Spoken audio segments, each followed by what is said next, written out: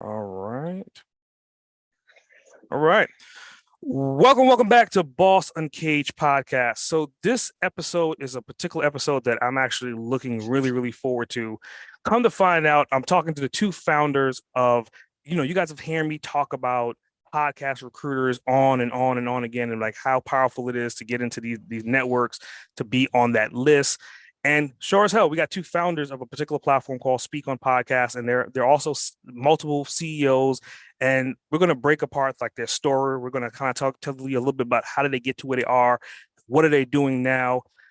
In this particular episode, I like to give a nickname, right? So we have two guys. So I'm going to nickname Dom and Elliot the Empire Bosses. And as we talk about why, you'll hear that very soon. So the floor is yours. Why don't you guys just kind of take turns, tell us a little bit more about who you are and what would you guys like to talk about today? Yeah, thanks for having us on. We're extremely excited, and what a warm so thank you very much. So I'm Elliot. I am obviously one of the brothers, one of the two Chapman brothers.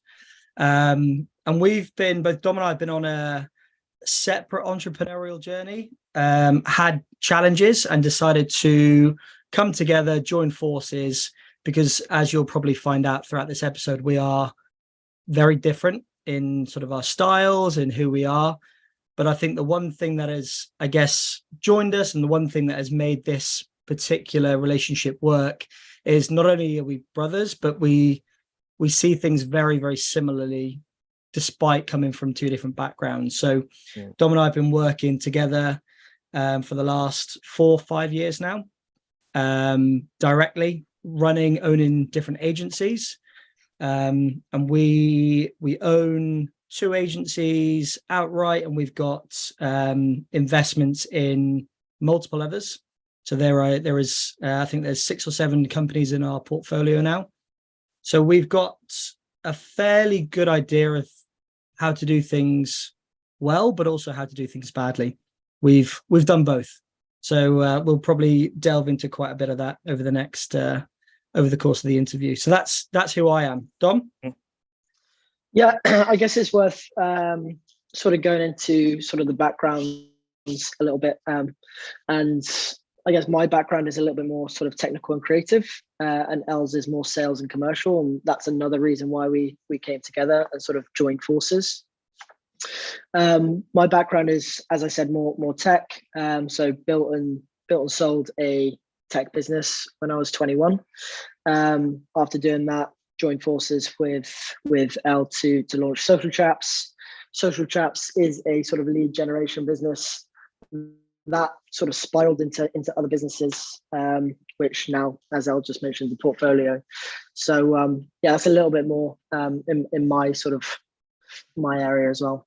And I think kind of going back to you guys' nickname as far as being an empire, right? Empire Bosses. I mean, you guys have, if you don't have that company and you see a possibility, you're going to try to do some acquisitions to kind of, buy that company. So I want to talk about the first one, right? I mean, also Social Chaps is a really cool name from the branding standpoint, because I'm a brand specialist. So I just want to break that apart and want you to talk about that a little bit. So their last name is Chapman, and they made a platform called Social Chaps, and they're from UK. So chaps being more so like a friendly stranger, but at the same time you have the social aspect to it. So it's like the combination of both the duality of the meaning of the words and the brand. So I want you to kind of talk about what is that platform usually used for, and how did you actually come up with the name? So I'll talk about the name, being the non-creative one. The name took us less than 5 minutes. It was, we are not, I don't think either Dom or I are out and out brand guys. We sort of run with an idea and let things naturally fall into place. So we were very hot on not getting too bogged down or not stuck on a particular name, because for us, we like to try and get things moving, get a service sold, and then name, brand, positioning, all of that, in our opinion, can be looked after at a later date. Let's try and prove that we've got something, then we can try and brand it. So we thought, listen, we'll call ourselves Social Chaps because of exactly the reason that you've explained. It was going to be some form of social platform. Our last name is Chapman. So we just sort of shortened it. It stuck. with the idea of probably rebranding into something maybe cooler, sexier, more slick, a couple of years or a couple of months down the line. And it just hasn't happened. It's just stuck. So that's where the name came from. It was a 5-minute conversation and Dom came up with it. I didn't want to argue with him. We ran with it. Usually how it works is I'll propose a name. He'll go, I don't like it. And then he'll sit on it for 24 hours and then go, all right, let's go with that name. That's usually how it works. But I think sort of how we look at brands and when you're starting a business, as El said, not to get too bogged down, we always focus on trying to win a few customers and validate at least the idea more than the brand first. And then you can really expand on building out that brand and the ethos and all the things that come with it once you've validated the idea. So we always try and do it that way instead of, spending way too much on getting all the website and the marketing materials all together. We'd rather just pick up the phone and have a conversation with someone and see if they want to buy what we're selling first. Very cool. Very cool. So, I mean, diving into that, I mean, obviously I looked at the platform, I looked at some of your social media feeds, and it kind of like you guys are really dialed into the avatar, right? And again, correct me if I'm wrong, but I would think that your ideal avatar is probably stateside somewhere in the US. And I'm saying that based upon some of the images that you guys use, right? There was one particular ad that you guys had, and it was a illustration of a guy swinging a baseball bat. Now, considering that you're in the UK, I would think soccer is probably the most dominant sport. So I would think that was definitely something that you guys were saying, okay, let's go this direction because that's our target avatar. So I want you to talk about that a little bit. Like, who is your ideal avatar for that platform? Dom, you're the creative. You can talk about that avatar that you built. Yeah. So I guess in terms of who our target audience is, we do both focus in the US and Europe. What we do as a business, which is working with business owners, heads of sales, and driving new business for those agencies and consultancies is at the end of the day what we do. With that avatar, we built a number of assets during COVID because we wanted to go after the US and Europe. So those assets probably came from that. But that particular one, I think you're talking about the sort of like the cartoon image. I'm pretty sure Dom and I were sort of banding around different things that we do and sort of some of the successes that we've had. And one of the things, or one of the slogans that we'd never actually used that came out of it was that or from our clients had said, was that we'd smashed it out the park, which is where this particular cartoon had sort of evolved from. So again, didn't overthink it, didn't scrutinize things too much, just built something, got it out there. People resonated with it, people liked it, and it stuck. Yeah. I mean, I definitely can see that. And I think going back to you, Elliot, you had a particular testimonial or a comment, a quote from you that was on your website, on your About Us page. And it pretty much stems from, it's about understanding the business goals and working towards these goals.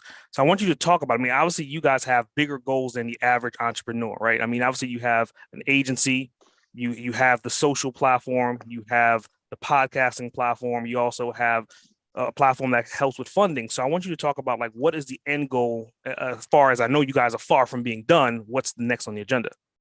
Yeah, so I'll just highlight that quote. So one of the things that when we first started entering into the lead generation space and started to understand agencies, what a lot of people were saying to us is, we love how you ask where we're going. We love how you try and align yourselves to our vision. And for us, it's fairly normal to ask, okay, what are you trying to achieve? Because without us understanding what you're trying to achieve, we're going to find it really difficult to try and align our goals to your vision and therefore sell it as a success.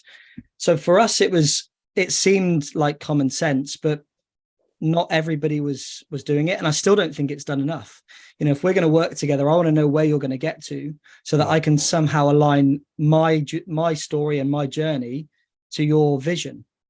Anything within sales, anything within when you're selling, you have to somewhat sell a story and sell a journey, sell a vision that we are going to go on together.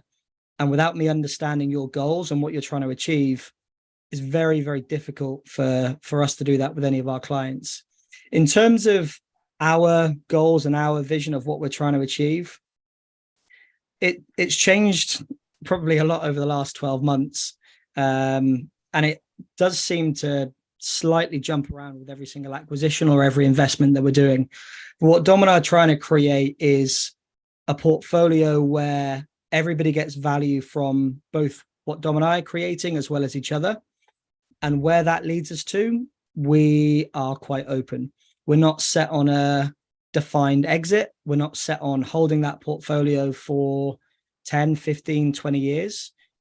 As it stands, we've sort of jumped around with what we're trying to achieve, but we are growing something that is going to be worth something within the next sort of 5 to 10 years. And what the end goal is, we're quite open to what that might be at this point in time. We're trying not to put too many definitives, too many lines in the sand. I mean, with that, talking about acquisitions, you guys even have a platform that you built out just for that. So just talk about Chapman Capital for a minute. I mean, obviously, you guys have been in this space for a minute. You're doing acquisitions. So why did you decide to then say, let's make an actual platform to help? I mean, I would look at it from a growth strategy standpoint, but what was your viewpoint to creating the actual capital side of your business? Do you want to say that, Dom? I think you can take that one. The capital side is more you. And it's interesting because we're in the process of potentially rebranding the Chapman Capital side of stuff. But yeah, we can talk about that a little bit later. Yeah, we wanted a vehicle that people could clearly identify with. So you could do acquisitions under a slightly different vehicle, or name it something completely different. But we wanted to use Chapman Capital and brand it as Chapman Capital so that people could really quickly and easily identify that, okay, these guys are actually on a bit of a mission to acquire, invest, whatever it may be. If we were going to be doing more of a sort of a natural acquisition route where we use Chapman Capital use social chaps as the vehicle, it's a harder sell in our opinion. And that's what we were finding. As soon as Chapman Capital came into the fold, easily identifiable that we are in the M&A space and we are actively looking for agencies that meet a certain criteria where we can add value to, we can help grow and potentially work towards an exit, potentially hold in the portfolio. It was much easier for us to align our goals with those founders who are looking to exit. Yeah. And it's like when you niche down on a business, sort of niche down when you're trying to, grow your client base. Similar when you're trying to sort of build a portfolio of acquisitions, the more you niche down, the easier it is to go and find them and just go through the motions. So I think you brought up a very key word, which is a good segue, right? You talk about niching down, so it kind of brings us to like the third of your collective portfolio that's more on the limelight side. Speak on podcasts, and this is one of your acquisitions that was around before. They were doing fairly well. They fit the criteria. So you guys went in and actually purchased it. So I want to talk about like, why did you guys decide after going to capital, after going the social route to say, okay, let's dive into podcasting, but let's dive into podcasting to where we're helping people find the right podcasts to be on. Here's a platform. Let's purchase it and roll it in the fold. Go on, Dom. Yeah. So we've always been interested in the podcasting space. We launched a podcast a couple of years ago. We recommend all our clients to get on as many podcasts as possible. We're working with a few PR agencies who are dabbling in podcast guesting. But for us, I think we saw a real change in how you can do sort of digital PR through podcasting, which is what sort of led us to Speak on Podcasts, which is a podcast guest booking agency. We met with Jakob and Mark back end of last year. Got on really well. Loved everything about the business, and we just instantly wanted to get involved. The businesses that they're working with, how they're delivering. Obviously, you've been on the other side of it, so you have that experience as well. And every time we jump on with the host, it's the same, which is it's an unbelievable experience with Speak on Podcasts and how they communicate and how they get guests on. And it was just something that we wanted to get involved with. aligned with a general natural fit with what we're looking for. It was just good timing, I'd say, in meeting those guys and getting that deal done. Very cool. Very cool. So let's time travel a little bit, right? So, I mean, obviously you guys are already, I can tell, like, one of you guys is very creative, one of you is very analytical. So you bring both halves together to make a perfect ecosystem. But like, what were you guys like as kids? Like, you know, our listeners potentially have kids. They may have two siblings in the household. Like, what, besides breaking stuff, probably cursing each other out and getting into fights, what is the commonality that you kind of depict so we can kind of visualize that? That's a good question. That's a good question. So we grew up when we were much younger. Grew up in Wales, small country in the UK, and we lived right on the beach. I mean, literally, you went out of our back gate and you were across the sand dunes and on the beach. So we had a very active childhood. We would be playing football, UK football, soccer, outside playing sport in evenings, in the weekend. So we grew up competing. We grew up sort of competing against each other, competing with each other.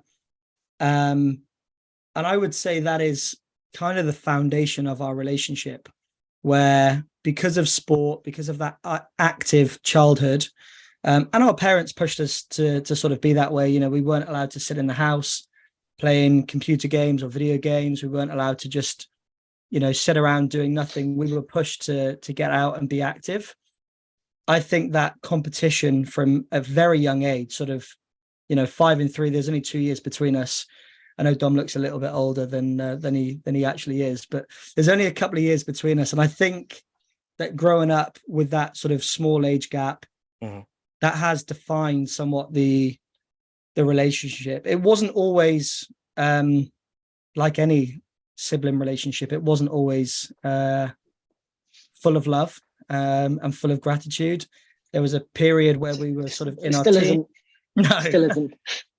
It's certainly not the gratitude part. No. There was a period when we were in our teens where I think we fought quite a lot, and you know, I think there's a particular story that Dom likes to tell. I can't remember the full details, but we did have an argument about a small amount of money, which went on for a couple of weeks, and our parents had to call in a full intervention. But those sorts of, you know, those sorts of things bind you, they build trust, and that is, for us, the bedrock of the relationship, that trust element, where I'm sure a lot of people in business, in life, have been somewhat undermined by a particular person, by a business partner.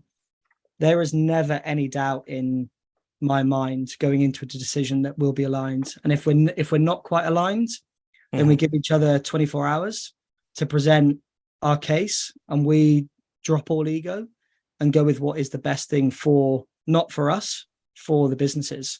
So it works really, really well. And I think having that childhood defines those periods. Yeah, I agree. So let's just dive into that a little bit more, right? I mean, obviously, let's talk about like your upbringing in the sense from your parents' point of views, right? Both of you guys turned out to be entrepreneurs. Both of you guys have merged together, and you have a corporation that's, you know, again, you're building an empire. Some of this has to be coming genetically from somewhere, or seeing it happen before. So I could be misleading the audience, but ideally, I would think that you guys come from entrepreneurial backgrounds. Like one of your parents had to be in the game somewhere at some time. Correct me if I'm wrong. No, you're completely right. So our dad has been a sort of an IT contractor from the 90s. So technically he was always sort of self-employed. And then through the years, you know, tried to start multiple businesses. And then I don't know what year SCN started, El. It was 2010. It was in, as we were sort of getting a little bit older, he launched a consultancy. And I think the interesting part, and we've never really spoken about this, but, you know, he had his own failures through the years, but he always bounced back and tried again without a doubt. Like, you know, he, and I think that's something that we've taken on as well, which is, you know, we've tried multiple businesses that haven't worked out. You know, you don't always talk about them, but we're pretty open about them. and being able to go again and not have your confidence knocked because it didn't quite work out, or not overthinking it, is something that he was fantastic at as well. And I think we've never really spoken about that, but that's definitely right. something that we've taken on.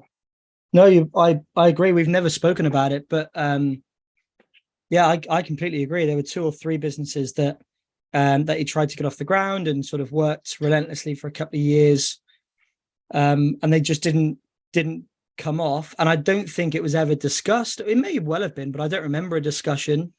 But you just remember that there was another idea a year down the line, and he was doing something slightly different. And you're right, that resilience has to have somewhat traveled down without really realizing it. I think you watch your dad do stuff like that and go, okay, well, if he didn't care and he's bouncing back, that has without question transformed into us. So, I mean, I didn't realize that your dad was I know that one of you guys were the head of sourcing of SEN Limited. Yep. So, like, what does that look like working with your dad, right? I mean, obviously bringing that into the equation, talking about you grew up in an entrepreneurial household, but ideally, I think there was probably some friction there as well. Let's talk about that a little bit. Yeah, so it wasn't anywhere near as much friction as I think either me or my dad would have thought. There were never any times where we fell out. I think it complicates the father-son relationship. And we were always pretty good at differentiating the two. But it without question, it does put a strain on things. And I don't know what he would say. I honestly don't know what he would say. We haven't actually spoken about it all that much. However, I prefer my relationship with my dad now versus the one that I had when we were working together. What I will say is he did make it incredibly easy for me in that it never really felt like I was working for my dad. You know, I think sometimes you can go into the family business, and I had to work and I had to prove myself, and I did feel like I had to work harder. That never once came from him. That was always from me. But I definitely prefer my relationship with my dad now that I'm not working with him or for him. But that's no slight on him. It's just complicated. Yeah. And I think you guys are complicated by nature as well too. Because I mean, by default, like Elliot, you've worked in like technology, you worked in a clothing brand, you worked in all these different things, but then you keep referring to Dom as being the creative, but you worked in the creative space. So I think that there's a duality between both. I think you guys probably hit the switches from time to time and shifted. So I want to talk about like an average workday. What does that really look like? And I know you're going to say Dom is creative, but I think that you have some creative elements to you as well. Well, so it was Dom that had the clothing brand, but I have worked in tech. Dom is definitely the creative. I have blagged my way into the tech stuff. I understand tech, but I'm certainly not a doer by any stretch in the tech space at all. I understand I do think you underestimate yourself in terms of creative, because I think creative can come in a lot of different forms. And yes, the traditional form is, design, photography, website, whatever it is. But when we get into the room and think about new services and new offerings and thinking creatively about, how to structure a commercial deal, that's still being creative. And I think, it's having the ability to think outside the box. So as much as it's not creative in the traditional sense, I still think you are creative. Why are you being nice? I was saying the same thing. I was just like, whoa. What's going on? Brotherly love on the show today. I'll hang up now. Yeah. No, I guess creativity does come in different forms, but I think in a traditional sense of creativity, that's not my natural that's not my natural flow, not by any stretch. But I think Dom and I have both got our skill sets, and we don't really deviate too far away from them. And I think that's another reason as to why it works. Sometimes we've seen it in business relationships where you have, two business partners, they both have similar skill sets, and it becomes a challenge because when things are going tough and you need somebody to maybe do some of the stuff that you don't enjoy, you can start to clash. Whereas Dom and I enjoy two different things. We enjoy two different sides of business. There is overlap, but not in terms of the doing. You'll never find Dom scrutinizing the financials on a deal, and you'll never find me scrutinizing how things get delivered, because it's just not our flow. It's not what we enjoy. And it makes things so much easier. It's a really interesting point, actually, because what we see a lot is businesses, when they hit that sort of maybe 500,000 to a million, and they really struggle to get through that million. When you dig into the founders, and again, it's something we've never really spoken about, what you find is two people who are specialists at what they do. So two, great sort of social media marketers, and they go, let's start a business together. But they're both fantastic at the same thing. Whereas once you get that client base and you have to push through, you have to do the finances, you have to do the bigger sales and bigger deals. That's not what they enjoy doing. So a lot of agencies specifically get stuck at that midpoint and can't find their way through, and could be one of the reasons why, really. I think since we're on this train of like identifying who you guys are, if you guys could take turns selecting just 3 to 5 words that can represent you, what would those 3 to 5 words be? In business or just in life? Just you, period. I mean, just any 3 to 5 words that you can come up with that, let's say, what is Elliot in 3 to 5 words? Just define that. Oh, would have liked a bit of prep. That is. I would say loyal, family orientated, and driven. Giving you, Dom? I think resilient,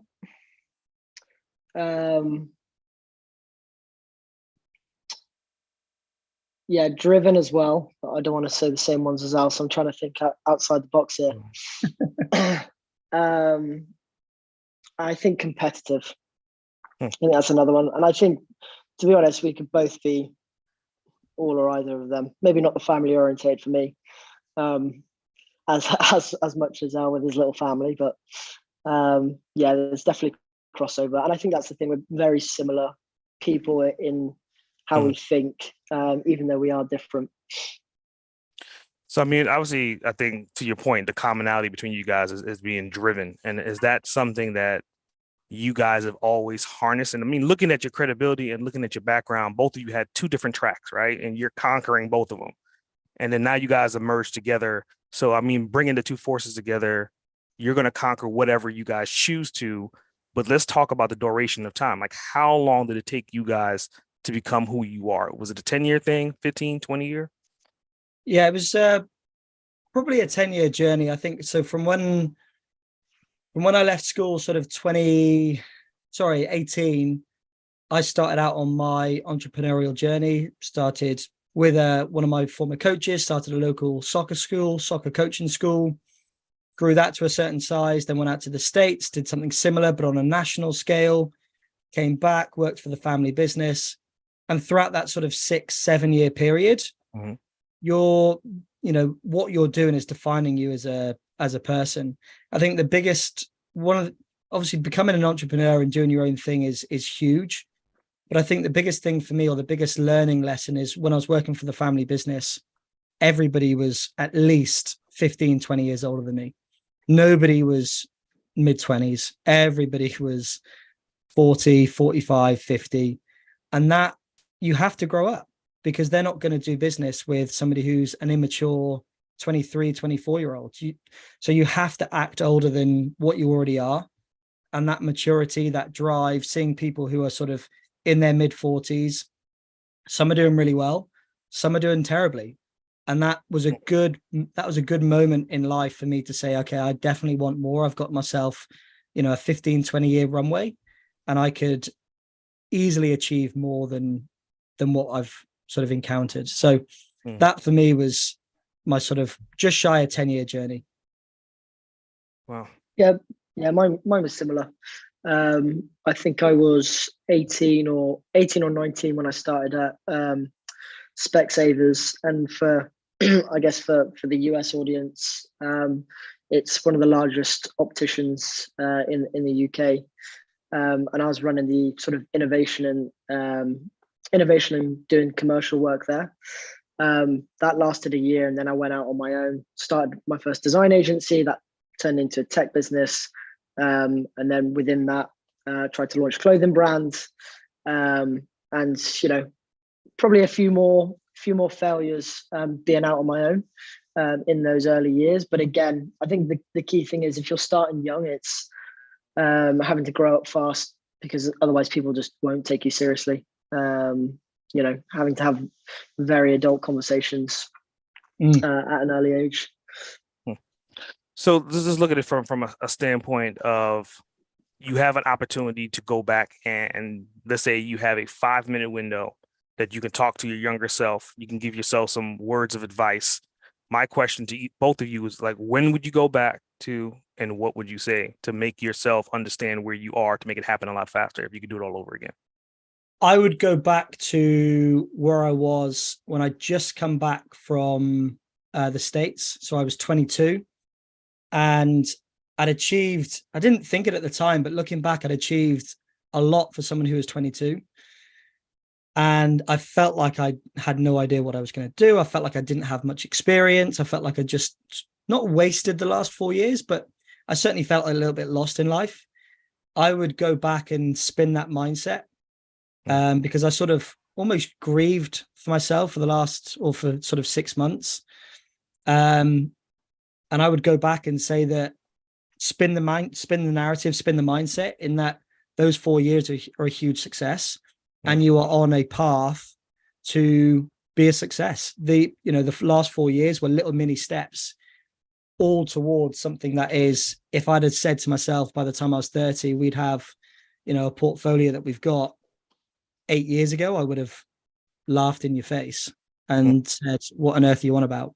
So you can change your fortunes, and everything is sort of gearing towards success in some way, shape, or form, even if at the time it feels like, what have I just done? I've wasted 4 years. Yeah, interesting. I think for me, I'd almost tell myself to go with my gut more often when I was younger, and trust myself. When I was 21, 22, I thought surrounding myself with people older and listening to them was always the right thing to do, and made a lot of wrong decisions in the businesses because I was listening to them, not necessarily going with my gut or what I thought was the right thing. That could be from working with an individual to almost to like how I run the business. It always worked out that what my gut was saying was right. So it would be trust the decisions that your body is telling you. Do you know how often? So I've never even noticed this before, but do you know how often when we're making a decision, we'll say, "What's your gut saying?" Yeah, I've never even noticed it until you just said that. But a lot of the time we say, "What does your gut say?" Yeah. Well, I think it's so interesting, because I mean, obviously you guys are a few years apart, but there's so many commonalities between who you guys are, and you guys have distinctly, split it in half to where one is more technical, one is more creative. But I guess the fact that you two are together right now is like, you had to go through that journey to become what you guys are going to be. I think this is kind of like the dawn of where you guys are going, right? This is just the start. Like, You guys are really now at your growth stage because you came together. So I think it's inspirational for anyone that's an entrepreneur that's dealing with a family member. This is an opportunity to see how the positive side of this would look like. So Sorry, no, I was going to say I feel like there is a lot of negativity around working with family, and near enough 9 out of 10 people that we speak to, they say, "Oh, you're working with your brother." I could never work with my sibling. Whilst I do think we've got quite a unique relationship, I also think a lot of it is misconstrued. If you've got clear communication and you understand, where each other are on things, that could go with family or anybody else. I find it so much easier delivering bad news to Dom than I would do somebody who maybe I'd known for 5 years and I was in business with, because I know exactly how he's going to react, because I've known him his whole life. Therefore, I can tailor how I position it to get a positive reaction from him, and probably the same vice versa. I think there's too much negativity around working with family, and I've done it with a dad, with Dom. We've got our sister who works for us as well, who's employed. So I feel like we're fairly well qualified to say that it actually can work. You can have difficult conversations, and they don't need to be detrimental to any other relationship. Yeah, and I think the other thing when working together is one thing we've always said since we started is, drop the ego. Like when we're making a decision, whether someone else is involved, it's there shouldn't be any ego involved. It should be whatever the best decision is. And if you're outvoted 3-1 on a decision, like don't throw a tantrum about it. It's clearly the best decision for the business. And we've seen it in previous businesses and other businesses where an ego can get hold of someone and it completely just derails the conversation, the strategy. And I think that's one thing that is, it's the self-awareness to know when to drop your ego in a situation. And you'll see on that, sorry, just quickly, that we have in every single business, we've got exactly the same job title. Now, hopefully up to this point, it's quite clear that we do not do the same job. However, to remove not only the ego, but also anybody looking in, every decision that we make, regardless of the company, will be made together. So it doesn't matter. In some scenarios, Dom's leading, Dom's in charge. And in others, I'm leading, I'm in charge. But we will always share the same job title to remove any of that exterior restrictions or ego. I mean, I definitely like the way you guys are defining like this. I want to peel back some onions on that on another side. Just flip it, right? So ideally, you're talking about working with family, but what is it like in your personal family lives? I mean, obviously, with marriages, with parents, and like family gatherings outside of business, how are you guys managing that? Good. Yeah. Yeah. Weirdly, we know when to switch off. And that might be seeing it from, again, going back to our dad when, when we were younger and him sort of coming home, dropping everything at the door and coming outside and playing football with us. But we'll go to football on the weekends and we may say a few words about work, but not much is talked about in terms of work. And I think it's just making that very active switch to turn off.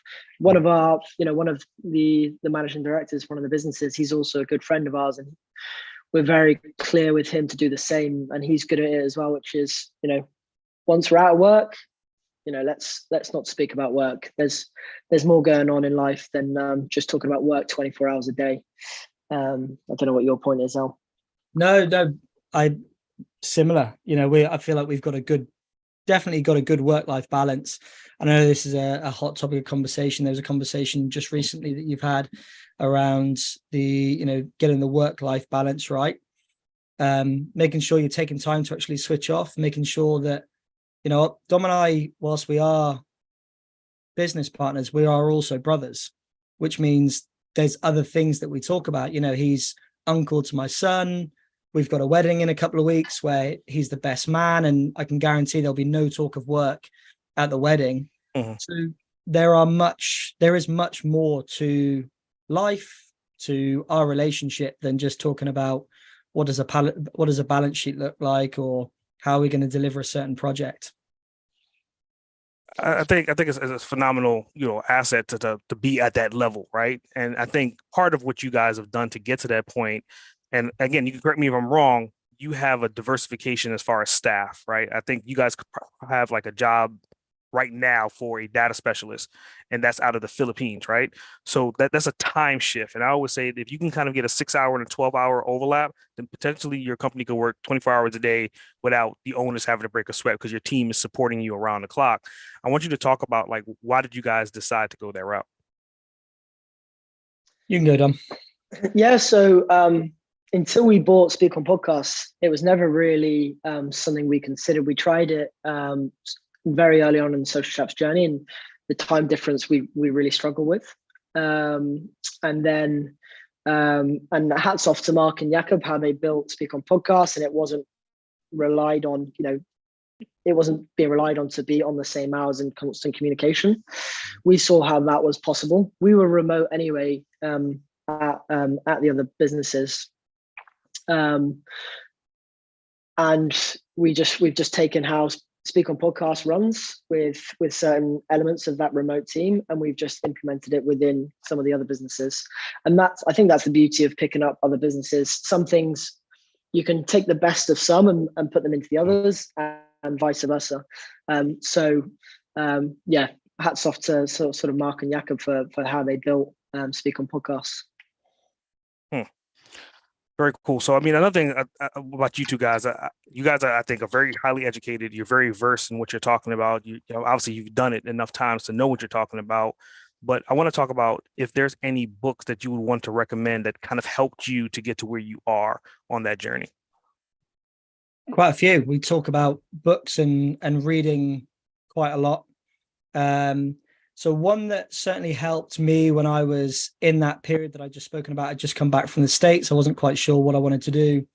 I read Rich Dad, Poor Dad, and that helped me understand that, okay, I might not just need maybe one job, or it just gave me a completely different outlook. And I'm sure that most people listening to this who are, involved in the entrepreneurial business leader space, if you've not heard of it or you've not read it, then definitely go out and read it. And it will give you a different outlook on, I've got one revenue stream and these are all my outgoings. It just completely opens your mind.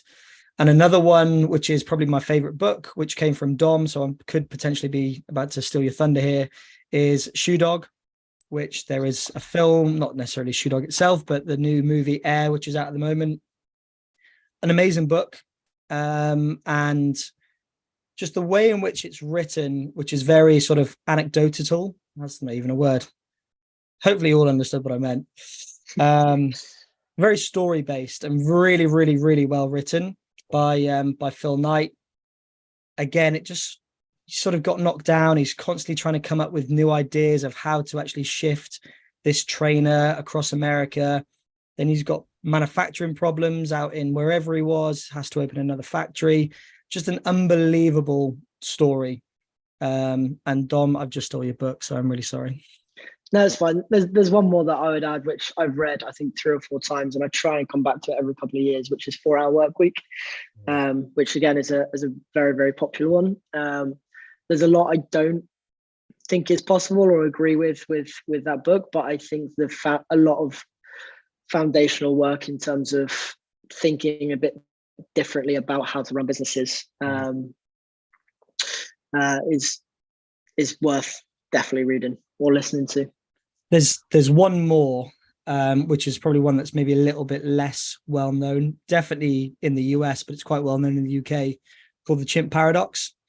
So Chimp Paradox is written by a psychologist called Steve Peters, and it defines how you've got different reactions in different brains based on, if you get angry, or you've got different ways of computing things.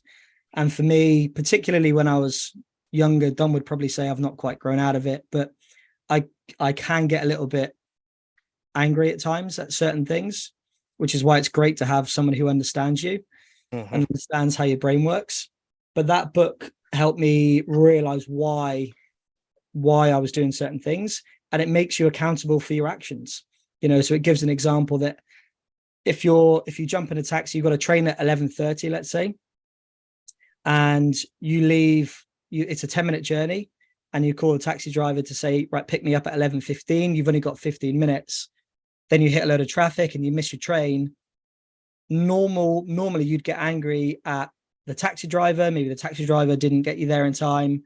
The reality is it's your fault. You should have called a taxi for 11 o'clock. The way it puts things into perspective is fantastic. So I think, running off of that last statement that you made, let's talk about giving words of inspiration or words of wisdom to the entrepreneur that's listening to this podcast. And I think collectively, between what both of you are about to say, the entrepreneur listening could then take what you're saying, take heed to it, and then take action. So I would say my advice to anybody who's maybe trying to start an agency or trying to start a business, my personal advice would be to start selling something, test the market, sell and tell people that you're brand new. This is my niche. normally my services would be 1,500, but because I'm brand new, I'm taking on 5 clients at 750. Would you be 3 months proof of concept and in return, do me a testimonial and work to define your service? I think too many people wait for the perfect brand, build the perfect website, try and define a perfect service, where there are so many people, so many clients happy to take a punt on you as an entrepreneur at a cost price deal, knowing that there could be hiccups and there could be up and down in the 3 months, but you also get paid for it and you also have your services covered. That is one piece of advice that Dom and I give to any entrepreneur. And we did a talk at our school not so long ago, which was exactly that. Take the leap of faith. The worst thing that happens is you will still learn something in that 3 months and you'll get paid to do so. There is absolutely no downside or no downfall from being that failure. You spin it into a success. Wow. And your point of view, Dom? Yeah, I think it's really interesting. I literally was having a conversation with a friend yesterday who's thinking about starting a business, and they were trying to think what it's going to be like in 6 months, 12 months. What if this happens? What if that happens? And I think being an overthinker can be a real downfall to an entrepreneur. And I think usually the best are ones who don't think too much and just do.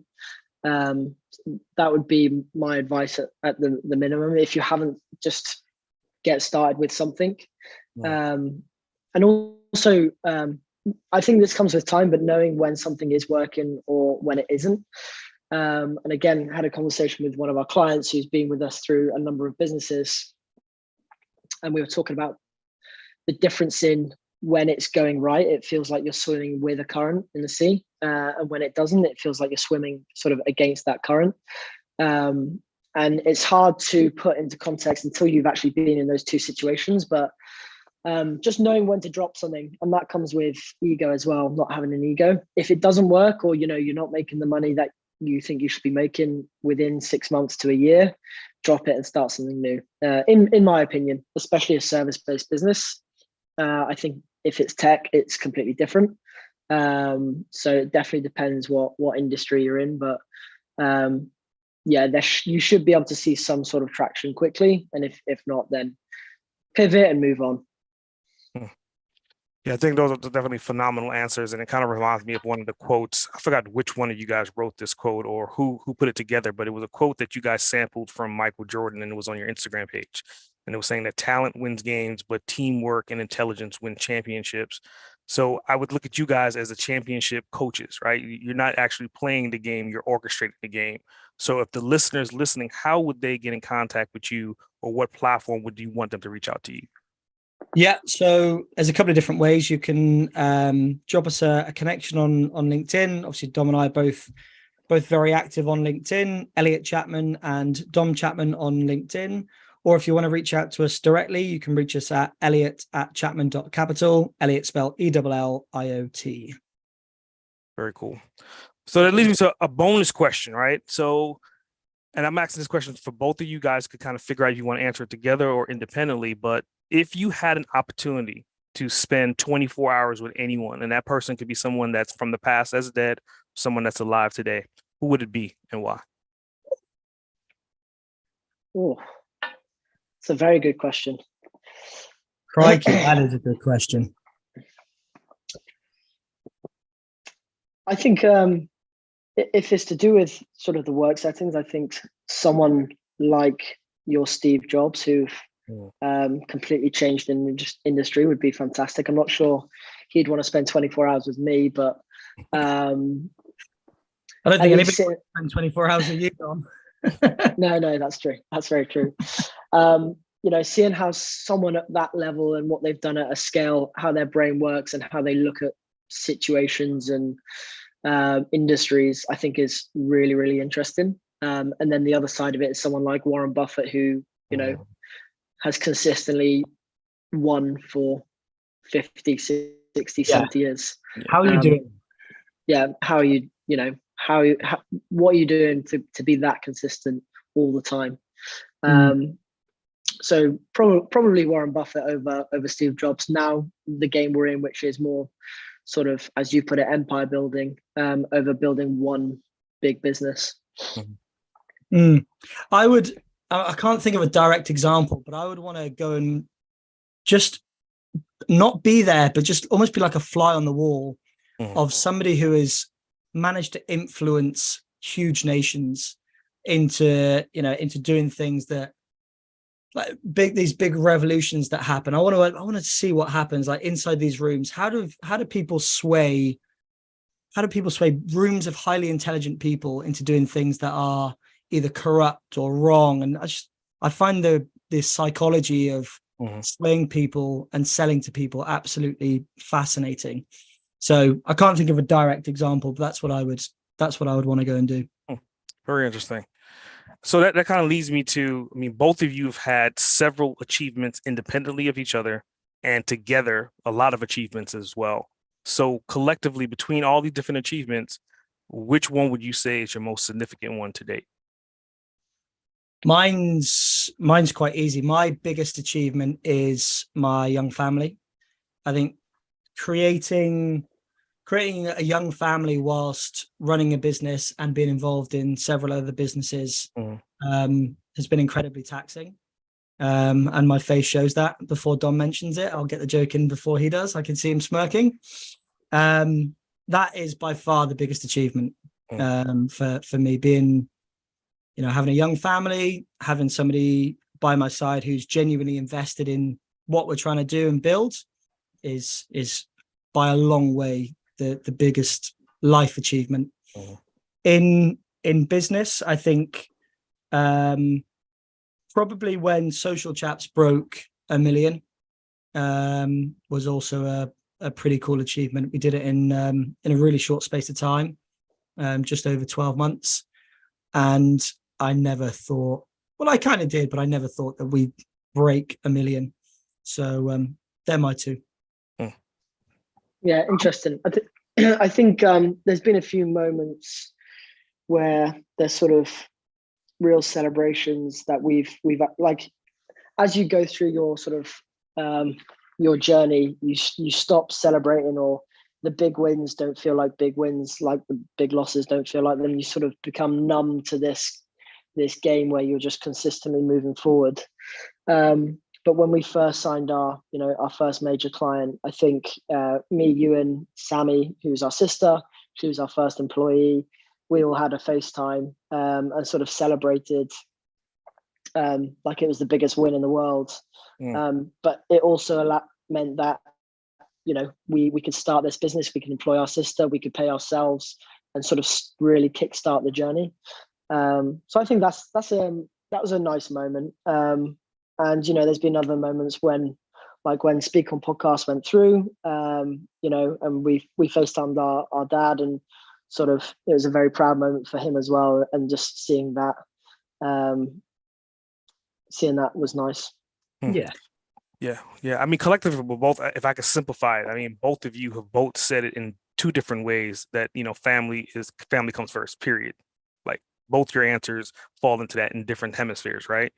I definitely appreciate that. I think for all entrepreneurs, that's what we're looking for. We're looking for to be able to be free, to spend more time with our family, to leave behind a legacy. And I think you guys are doing a hell of an example, setting that stage, and also making your parents proud, helping your sister along the way, and obviously helping all the entrepreneurs that are listening to this podcast with that journey, right? So going into closing, I like to give opportunity to whoever I'm interviewing a space so they can become the host of Boss Uncaged podcast. So now both of you are the co-host of the show. I'm your guest. Do you guys have any questions for me? Yes. How have you been able to manage a balance between what you're doing right now and everything, all the success that you've created? How are you able to manage your day-to-day balance so that you are genuinely waking up happy? For me, I think it becomes more of a lifelong event. And I didn't really come into this person who I am until I had a life-changing event to where I faced death in its face and I had a stroke. And then from that moment, then I was like, okay, like, I need to figure out what my real purpose is. And then not only delegate this purpose to multiple different people, like I'm delegating to you guys right now, but how do I also leave behind breadcrumbs for your next generation, my next generation, or 20 generations down the road. So for me, I wake up with the intuitive fact that I'm doing this every single day for a reason and for a purpose, and I'm bringing along my family on that journey. Nice. Interesting.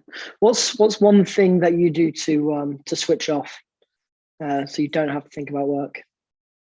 I think before I used to switch off, but now with like the whole Boss Uncaged brand, it's like I always say, there's a personal brand, there's a business brand, there's a service brand, and there's a product brand. And Boss Uncaged captivates who I am as an individual, so I don't really have to turn it off. The person that you guys are talking to right now is the same person if we met on the transit, if we met at the mall. So for me, I rock the brand, I wear the brand, and I consume by the brand day in, day out, because it is who I am. So for me, it's not, I don't have to turn it off. I'm just being my natural self. Do we have a couple more questions? Yeah, feel free. What's been the biggest mistake that you've made, and how did you sort of create a solution? How did you process that? How did you go, right, mistake made, this is my route forward? Yeah, so the biggest thing that I did was I burnt my candlestick on both ends. Like literally, with so many different opportunities and jumping between so many different principles of expertise, right? So whether I'm a graphic designer, or whether, I have my Series 6 and I'm dealing with the market, or I'm dealing with insurance, it was just too diversified. So post the stroke, kind of like streamlining those processes made it a lot easier for me to kind of move forward, and made it a lot like not only easier, but it made it more profound for me to recover from that mistake of candlestick, and then also leveraging assets. And that's why I talked about you guys having like that a person in the Philippines, right? So for me, it was like, okay, how do I delegate? And once I figured out delegation, that's when I started to scale rapidly and started to grow, because I wasn't doing everything myself. Could you feel the burnout coming, like when you were in the moment? Because I sometimes get that, and Dom and I talk about it. We go, right, I need a break. I don't know where this has come from, but I just feel like I need a break. Did you feel it coming on? Oh yeah. And it goes back into life, right? So you may have personal stuff, you may have like me and my wife, we have this conversation, like, being in 40 years old, we are at the generation to where now we get why people have midlife crises, because our parents have issues with health and everything else, and we as the middleman has to help them deal with that. And then we have kids that are growing into young adults, and we have to deal with them and their dramas and help them grow up and help them not make too many mistakes and figure things out. And then you have your own personal shit in the middle. So you have like this, it's not an equilibrium. It's like you're juggling everything all at the same time. So it's an ongoing thing. But until you're like 40, 50, 55 years old, you don't realize that you're in that space, in that bubble, until it actually happens to you. You mentioned about like a set of principles. Do you have a set of principles that you sort of somewhat live by? I think different principles, right? So for me, it's more so, kind of goes back to the traditional, treat people the way you want to be treated. And I think in business, yes, you can be like a complete asshole, or you can be a nice guy and just don't let people run over you. And I'm thinking that's probably the better way to go, right? I mean, obviously, you don't want anyone to take your trademarks or take your patents or take your business from you. So you're not going to be a pushover, but why not do good things at the same time? Yeah, you don't have to be an arsehole about it. You can, Dom and I talk about it a lot, and you can deliver bad news and still come out, I was about to say smelling the roses, but it's probably not the right analogy, but you can still come out with them with respect. With respect.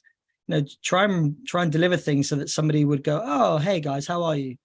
You don't need to be a complete a-hole about it. Yeah. 100% fact. And I think it's the times are changing, right? So, I mean, that's the shift as well, too. We're at that time to where that's accepted, versus if you go back 30, 40 years ago, it was kind of like, I think the statement from the founder of McDonald's, he was like, would you put a hose in your competitor's mouth while he was drowning, right? Like that was the way of the way back then. Now that's not what we're doing. So. Yeah. Dom, you got any more questions? I think one last question from me, which is, if you were to start again, what industry, what business would you start first? Where would you start? I would start with a SaaS-based platform in tech, pound for pound, period. Would you? Yeah. Because I mean, the longevity of that, right? I mean, obviously, It's going to constantly keep growing, right? It's going to constantly keep evolving. So there's always going to be supply and demand as long as the grid stays up, right? So ideally, you can kind of create a platform much like what Apple has done, right? I mean, Apple was hardware and software, but now they're a little bit of everything, right? Amazon was books, now they're books and everything, and also software as well. So software is the bedline to what everything is running on in today's society, and it's been like that since, I would say the late 80s. Nice. All right, final question. Yep. And this is one that I think we stopped doing this actually, but we used to ask this question at the end of every single interview, like for when we were going to hire people. And it's, what does happiness mean to you? Wow.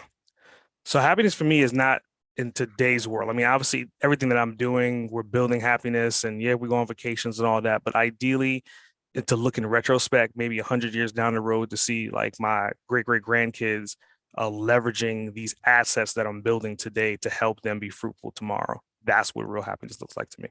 Nice. Yep. Good answer. Appreciate it. Well, I definitely appreciate you guys being here. Like I said earlier on, it's definitely great because, again, I use your platform. It's a wonderful platform, and I've gotten the founder of Redfin because of your platform. So I definitely look forward to continue working with you guys. I think you guys brought a hell of a lot of value, a lot of insight, and the fact that you guys are kind of like two halves of the same half is a wonderful experience to have you guys on the show today. Thank you so much for having me. Loved it. Thanks for getting Dom to be nice to me. Yeah, that was that. I was like, whoa. Okay. It's rare. It is rare. I'm gonna go and have an ice bath now. Yeah, I need to. Yeah. It's funny, man. Well, again, man, S.A. Grant, over and out.